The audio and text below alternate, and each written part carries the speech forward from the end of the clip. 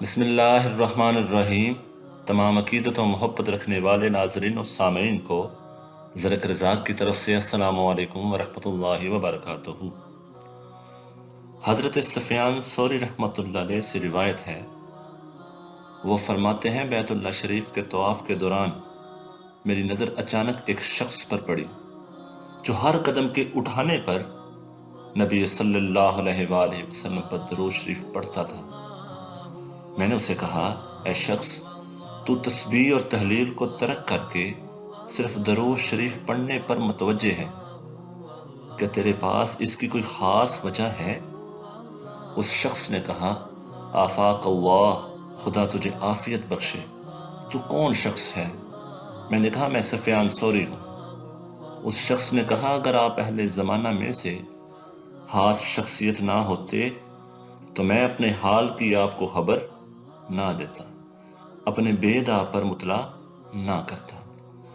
اس کے بعد اس نے بیان کیا، میں اور میرے والد حج بیت اللہ کے لیے نکلے، یہاں تک کہ منزلیں طے کرتے کرتے ایک جگہ میرا والد بیمار ہو کر فوت ہو گیا اور اس کا چہرہ سیاہ اور آنکھیں نیلی ہو گئیں اور پیٹ پھول گیا۔ یہ حال دیکھ کر میں رونے لگا اور ان للہ و انا الیہ راجعون پڑھا۔ میرا باپ سفر کی زمین میں ایسی موت مرا۔ پھر میں نے چادر کو کھینچ کر اس کے چہرے کو ڈھانپ دیا۔ اس کے بعد مجھ پر نیند کا غلبہ ہوا تو میں سو گیا۔ بحالت خواب میں یکایک کیا دیکھتا ہوں کہ ایک شخص جس سے زیادہ خوبصورت چہرہ اور نہایت پاکیزہ لباس اور عمدہ خوشبو میں نے نہیں دیکھی، میرے باپ کے نزدیک ہوا۔ پھر اس شخص نے چادر کو میرے باپ کے چہرے سے ہٹایا اور اس کے چہرے پر ہاتھ پھیرا، جس وجہ سے میرے باپ کا چہرہ دودھ سے زیادہ سفید ہو گیا۔ پھر اس کے بعد پیٹ پر ہاتھ پھیرا تو پیٹ پہلی حالت میں آ گیا۔ پھر اس شخص نے واپس لوٹنا چاہا تو میں اٹھا اور اس شخص کی چادر پکڑ کر عرض کیا، یا سیدی، اس ذات کی قسم دے کر کہتا ہوں کہ جس نے میرے باپ کی طرف مسافرت کی زمین میں تجھے بصورت رحمت بھیجا ہے، تو کون ہے؟ اس شخص نے کہا، تو نے مجھے پہچانا نہیں؟